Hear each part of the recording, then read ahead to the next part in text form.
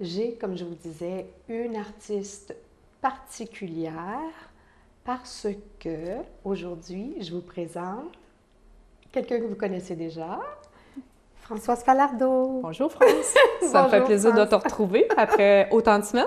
On se côtoie régulièrement, faut pas Voilà. ta coquine. Mais là. non. Ben oui, je vous réservais une surprise parce que Françoise aussi, c'est une artiste peintre et elle a beaucoup de choses à nous dire. Donc, Françoise, je ne suis pas capable d'énumérer tous les médiums que tu as explorés. En effet.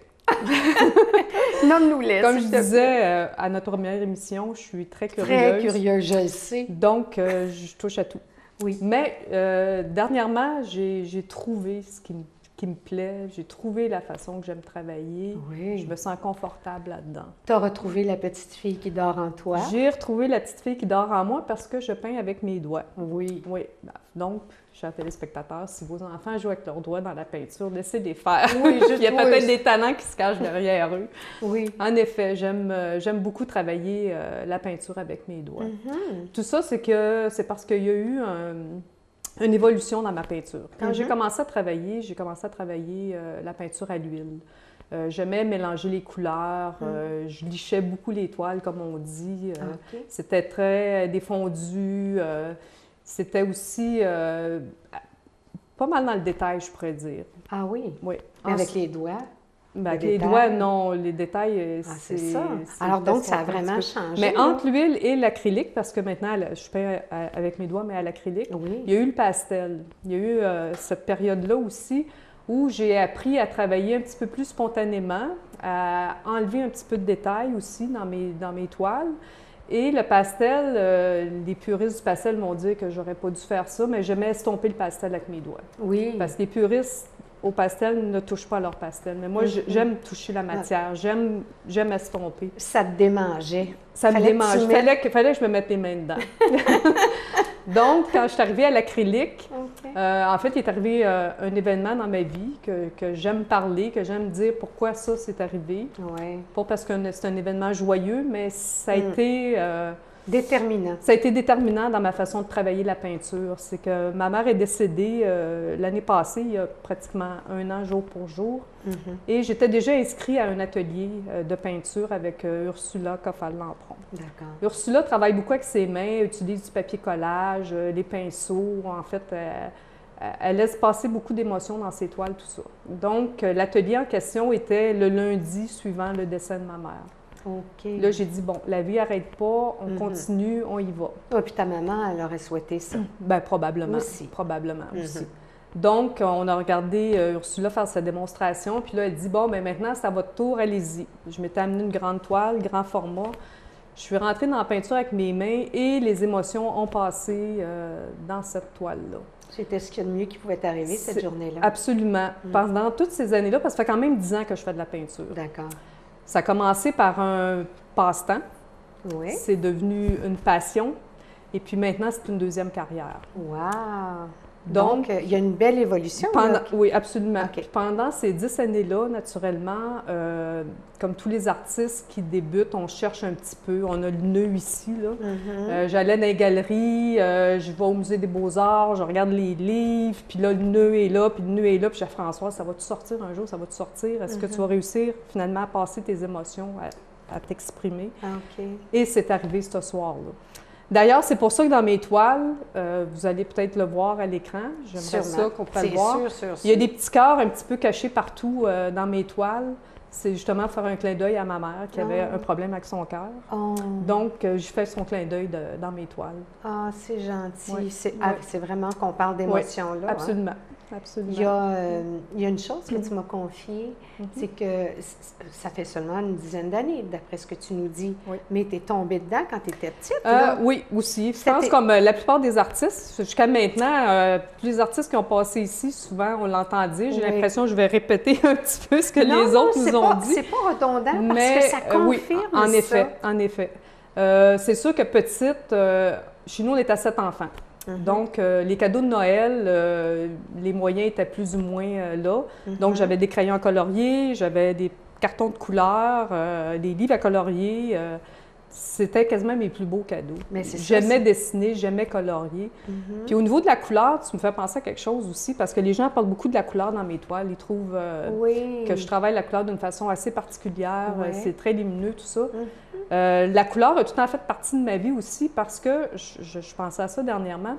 Mon père, le travail qu'il faisait, il travaillait pour Sherwin-Williams à l'époque. Ces magasins-là n'existent plus au Québec, mais il ouvrait les magasins. Donc, il préparait les plans, il faisait la coloration des magasins, tout ça. Fait qu'il arrivait à la maison avec ses grands plans. Travailler dans la peinture? Il travaillait dans la peinture, mais en fait, il faisait la décoration des magasins. Donc, il arrivait à la maison avec ses grands plans, puis ses cartons de couleurs, ses chartes de couleurs, tout ça. Puis j'étais tout le temps fascinée par ça. Donc, la couleur, pour moi, est très, très importante. Est-ce que tu étais dans ces genres quand tu essayais de travailler? Non, il aimait ça. Ah, il aimait c'est ça, cute. oui. OK, c'est mignon comme tout. Puis, curieux, j'ai pratiquement fait le même métier que lui. À Radio-Canada, je faisais la construction des bureaux, je faisais l'installation des studios, l'achat du mobilier. Donc, papa fait partie de moi aussi. Un autre élément déclencheur aussi, j'ai parlé de ma mère tantôt, mais il y a 10 ans, le début de la peinture, c'est que mon père peignait aussi. Oui. Et il y a 10 ans, quand il est décédé, bien, les pinceaux et la peinture est restée là. Puis moi, depuis plusieurs années, je me disais un jour, je vais peindre, un jour, je vais peindre. Mais comme plusieurs autres personnes, la vie, les enfants, tout ça, c'était de côté. Et puis là, j'ai dit, bien là, Françoise, regarde, tout est là, t'as pas de raison. C'est un cadeau. C'est un cadeau, donc vas-y. Puis mes premières expériences, bien, ont été très positives. J'ai eu des très bons commentaires. Donc, c'est ce que je dis, mon hobby est devenu une passion. Et maintenant, je suis quand même chanceuse. Je suis à la retraite, donc c'est une deuxième carrière devant moi.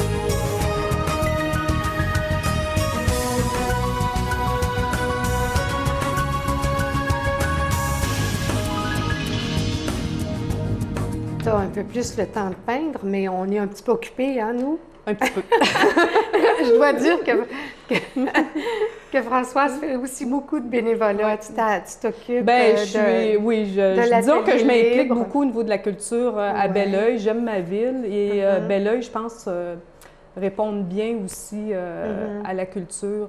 Donc, je suis vice-présidente de l'Atelier libre de peinture de Belleuil. Oui. On est 160 membres. Il y a des cours qui se donnent à tous bien. les jours, le matin, le midi, le soir. Je suis aussi co-animatrice de la Vallée des Arts.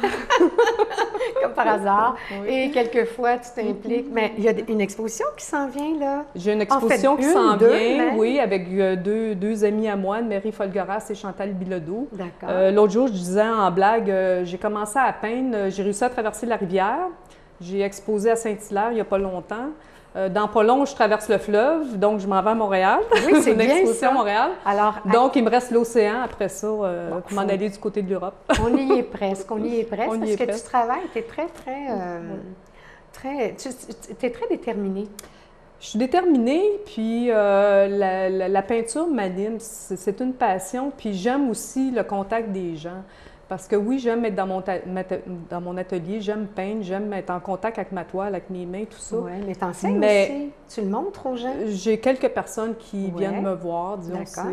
c'est un début. Oui, mais c'est très bien. En fait, c'est le contact encore. Oui, une c'est fois. encore le contact. Et j'aime quand je vais en exposition, justement, d'échanger avec les gens, de parler de ma passion, de ma façon de travailler, tout ça. Pour moi, le contact des gens est très important après la production. D'accord. Alors, parle-nous-en de tes expositions, là.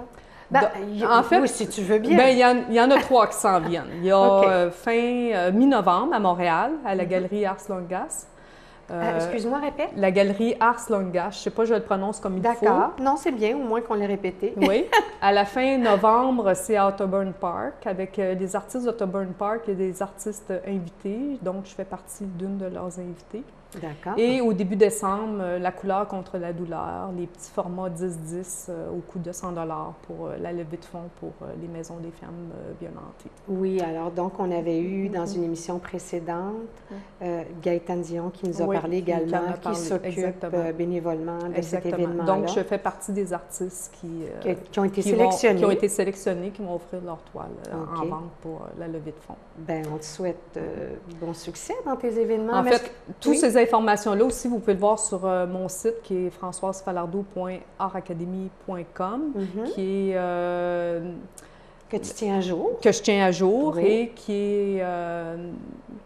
que j'aime inviter les gens sur ce site-là parce qu'ils prennent soin de leur artiste, parce qu'ils diffusent, ce qu'on fait. Il est très bien fait. Oui, très stimulant. Et c'est aussi diffusé internationalement, donc on sait que... C'est une bonne fenêtre pour les artistes, en plus de la Vallée des Arts, naturellement. Bien oui, parce que... oui, parlons-en, on va en glisser un mot, en fait, parce que le blog de la Vallée des Arts est très couru. Absolument. On a des beaux statistiques. Oui, c'est ça. Puis grâce à toi, parce que grâce à notre folie, un peu, et puis parce qu'on y croit vraiment beaucoup, n'est-ce pas?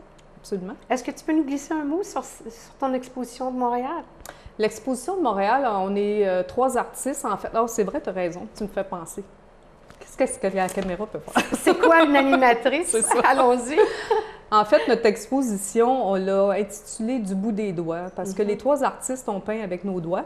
Et les 3? Les 3. C'est déjà pas commun? C'est déjà pas commun, puis en fait, ben c'est ça. C'est la vie a fait qu'on s'est rencontrés et puis qu'on peint de la même façon. Quel heureux hasard! Et pourquoi du bout des doigts? C'est qu'on fait en même temps une levée de fonds pour la Fondation du cancer du sein. Donc, je pense que tout le monde maintenant connaît quelqu'un, une amie, une cousine, une voisine qui est atteinte de ce mal-là, malheureusement. Oui. Moi, ma sœur, entre autres. Oui. Donc, du bout des doigts, on fait un petit peu le lien entre notre façon de travailler et l'auto-évaluation qu'on doit se faire du bout des doigts à tous les mois. Donc, c'est pour ça qu'on a décidé d'appeler notre exposition du bout des doigts. Je le découvre avec vous. Mais c'est donc bien intéressant. C'est fascinant. C'est une excellente idée. Donc, on vous invite à venir nous encourager et en même temps d'avoir des fonds pour la Fondation. Pour que la recherche continue. Tu m'as réservé une surprise, coquine. Merci beaucoup, Françoise, d'avoir accepté mon invitation.